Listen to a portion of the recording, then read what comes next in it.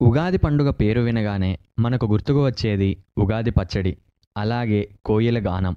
అసలు కోయిల ఉగాది కాలంలోనే ఎలా కూయగలుగుతుంది? అసలు కోయిల ఏ ప్రాంతానికి చెందినది? ఇవి గూడు కట్టుకోకుండా ఎలా జీవిస్తున్నాయి? ఇలా కోయిల గురించిన ప్రతి విషయాన్ని ఈరోజు వీడియోలో తెలుసుకుందాం.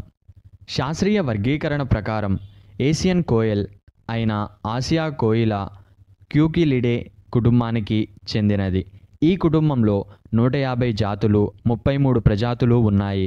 మన ఆసియా కోయిల క్యూకిలినే ఉపకుటుంబంలోని యూడైనమిస్ అనే ప్రజాతిలోని 3 జాతులలో ఒకటి అయిన యూడైనమిస్ కోలోపాషియస్ అనే జాతి. ఇదే ఈ జాతి యొక్క శాస్త్రీయ నామం. యూడైనమిస్ ప్రజాతిలోని 3 జాతులు Asian koels, Pacific koel, black billed. Asian కోయల్లు కుక్కూస్లో పొడవైనవి. కుక్కూస్ అంటే క్యూకిలిడే కుటుంబంలోని పక్షులు. ఇవి 39 నుండి 46 సెంటీమీటర్ల వరకు పొడవు, 190 నుండి 327 గ్రాముల వరకు బరువు ఉంటాయి. మగ కోయిలలు గ్లాసీ బ్లూయిష్ బ్లాక్ అంటే మెరుస్తూ ఉండే నల్లగా కాస్త నీలం రంగుతో ఉండి, ముక్కు పాలిపోయిన ఆకుపచ్చలో, కళ్ళు క్రిమ్సన్ రంగు అంటే బాగా ఎరుపు రంగులో ఉండి వాటిలో నల్లని కనుగుడ్డు ఉంటుంది. కాళ్ళు, పాదము బూడిద రంగులో ఉంటాయి. ఆడకోయిలలు గచ్చకాయ రంగులో ఉండి రెక్కల మీద ఊదా రంగు చుక్కలు ఉంటాయి. వీపు భాగం, తోక భాగం మరియు రెక్కల పైన ఈకల భాగం అంతా గోధుమలో ఉండి వాటిపై బఫ్ అండ్ వైట్ అంటే తెలుపు పసుపు కలయికలలోని మచ్చలు ఉంటాయి. అలాగే ఉదర భాగం అంతా తెలుపుగా ఉండి అక్కడక్కడ మచ్చలు ఉంటాయి. వీటిలో మగవాటి కంటే ఆడవే పెద్దగా ఉంటాయి. దాదాపు వీటి జాతిలోని అన్ని ఈ రంగులు ఆకారాల్లోనే ఉంటాయి. కానీ వీటి ఉపజాతుల రంగులలో చిన్న చిన్న మార్పులు ఉంటాయి.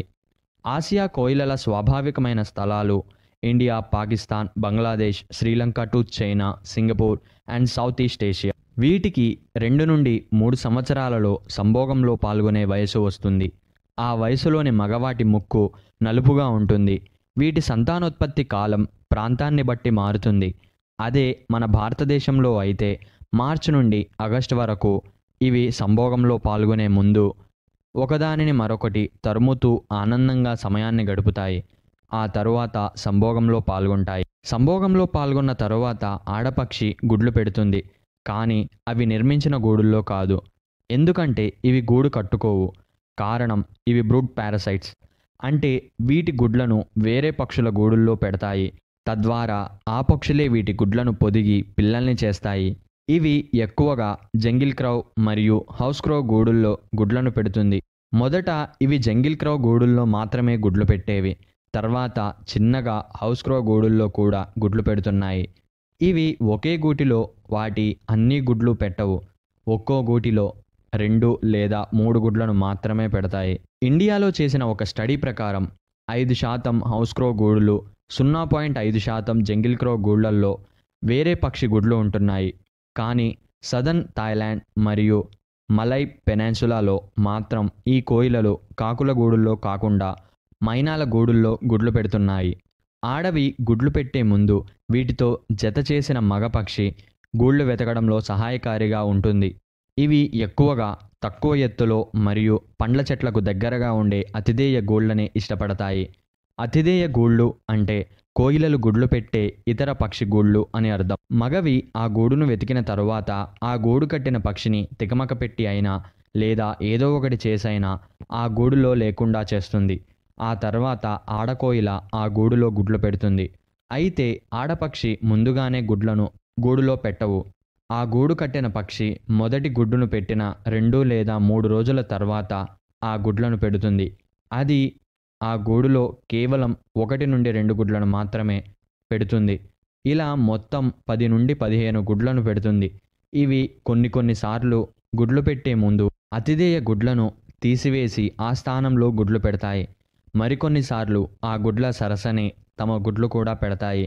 తర్వాత ఆడపక్షి మాత్రమే ఒంటరిగా వెళ్ళి అది పెట్టిన గుడ్లను చూస్తుంది. ఆ తర్వాత అతిధేయ గూడులోని పక్షులు తమ గుడ్లతో పాటు కోయిల గుడ్లను కూడా పొదిగి పిల్లల్ని చేస్తాయి.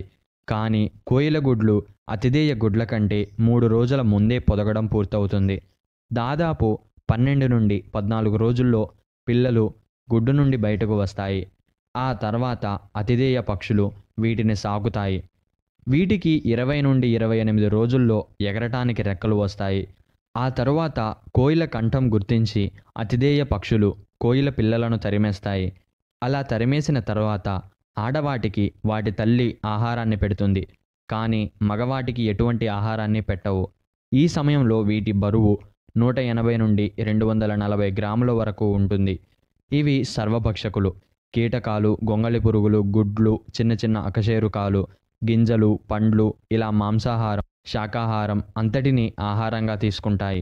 అలాగే ఇవి కాస్కాబెలా, తెవీషియా అనే విషపూరితమై మనుషులకు, క్షీరదాలకు అపకారం చేసే మొక్కల పండ్లను కూడా ఆసియా కోయిలలు తింటాయి. ఇవి పెద్ద పెద్ద విత్తనాల పండ్లను ఆహారంగా తీసుకున్నప్పుడు మాతృచెట్టు దగ్గర త్వరగా పునరుజ్జీవింపబడతాయి. అదే చిన్న విత్తనాల పండ్లు అయితే మాతృచెట్టుకు దూరంగా పునరుజ్జీవింపబడతాయి. అలాగే ఇవి చాలా పెద్ద పండ్లను, హార్డ్ ఫ్రూట్స్ అయిన పామ్స్, ఉదాహరణకు అరెంగా అండ్ లివిస్టోనా వంటి చెట్ల యొక్క పండ్లను కూడా ఇవి మింగగల శక్తి గలవి. ఈ విధంగా ఆసియా కోయిలలు జీవావరణ శాస్త్రం మరియు పర్యావరణాన్ని రూపొందించడానికి దోహదం చేస్తాయి. ముఖ్యంగా భారతదేశంలో గంధపు చెట్లను వ్యాప్తి చేయడంలో ఆసియా కోయిలలు ముఖ్య పాత్రను పోషిస్తాయి. కొన్నిసార్లు అవి తినే పండ్ల కోసం వేరే పక్షులని ఆ పండ్ల చెట్టు దగ్గరికి రాకుండా కాపలా కాస్తూ వాటిని వెళ్ళగొడుతూ కాపాడుకుంటాయి. కుకులతో పోలిస్తే ఆసియా కోయిలలు ఫ్రుగివోరస్ జీవులు. అంటే ఎక్కువగా పచ్చి ఫ్రూట్స్ని మాత్రమే ఆహారంగా తీసుకునే. ఎలాగైతే ఆమ్నివోరస్ అండ్ కార్నివోరస్ జీవులు ఉంటాయో అలాగే ఇవి ఫ్రుగివోరస్ జీవులు. ఇవి గడ్డి భూములు, అడవులు, తోటలు మరియు వ్యవసాయ భూములు అంటే పంట పండించే ప్రాంతాల్లో జీవిస్తాయి. ఎక్కువగా ఒంటరిగా లేదా జతగా చెట్ల కొమ్మల మధ్య నక్కి కనిపించకుండా దాక్కుంటాయి. ఆసియా కోయిల వలస పక్షి. ఇవి 1980 కాలంలో మొదట సింగపూర్లో అడుగుపెట్టాయి. అలాగే వీటికి కొత్త ప్రాంతాలను వలస రాజ్యాలుగా మార్చుకోగల సత్తా చాలా ఎక్కువ. వింటర్లో వెచ్చగా ఉండే ప్రదేశాలకు కూడా వెళ్తాయి. వల్కానిక్ ఐలాండ్, అగ్నిపర్వత ద్వీపం అయిన జపాన్లోని ఒక ఐలాండ్ క్రకాటోను మొదట వలస రాజ్యంగా మార్చుకున్న మొదటి పక్షి ఆసియా కోయిల. వీటిని ఆహారంగా తీసుకుంటారు. అలాగే వీటి ద్వారా మెడిసిన్స్ని కూడా తయారు చేస్తారు. వీటిలోని ప్రతి జనరేషన్కి 4.2 సంవత్సరాల గ్యాప్ ఉంటుంది. ఇవి గరిష్టంగా 1500 మీటర్ల వరకు ఎత్తు ఎగరగలవు. దాదాపు 12 నుండి 15 సంవత్సరాలు జీవించగలవు. IUCN వీటిని 1 అక్టోబర్ 2016న లీస్ట్ కన్సర్న్గా గుర్తించింది. అలాగే వీటి జనాభా ధోరణి స్థిరమైనది అని గుర్తించింది. ఆసియా కోయిల జార్ఖండ్ రాష్ట్రానికి అలాగే ఇండియన్ యూనియన్ టెరిటరీ పుదుచ్చెర్రి లేదా పాండిచెర్రీకి రాష్ట్ర పక్షి. పూర్వం మన భారతదేశంలో కోయిలలను పంజరాల్లో పెట్టి పెంచేవారు. అలాగే భారతదేశంలోని తెలుగు రాష్ట్రాల్లో ఆసియా కోయిల ఉగాదికి ప్రసిద్ధి. ఉగాది సమయంలో కోయిల కుహు కుహు అని కూయడానికి ముఖ్య కారణం అది వసంతకాలం. అలాగే ఆ సమయం వాటికి సంతానోత్పత్తి కాలం కాబట్టి వేకువన 4 గంటల నుండి మగ కోకిల కూయడం మొదలు పెడుతుంది. అది కూడా కుహు కుహు అంటూ చాలా మధురంగా. దానికి సమాధానంగా ఆడపక్షి కూడా కీక్ కీక్ అని అరుస్తుంది. భారతీయ సాహిత్యంలో కోయిల పాట ప్రస్తావన తరచూ వస్తుంది. ముఖ్యంగా మన కవి రామిరెడ్డి గారి బిరుదు కూడా కవి కోకిల. ఆసియా కోయిలలు వైల్డ్ లైఫ్ యాక్ట్ 1972 అనే చట్టం క్రింద రక్షింపబడే జాతులు. ఇవి ఏషియన్ కోయిల్ అయిన ఆసియా కోయిల గురించిన పూర్తి వివరాలు. నాతో కలిసి ఈ కంటెంట్ని ఎక్స్ప్లోర్ చేయడం కోసం ఛానల్ని సబ్స్క్రైబ్ చేసుకొని వీడియోకి ఒక లైక్ ఇవ్వండి. జై శ్రీరామ్.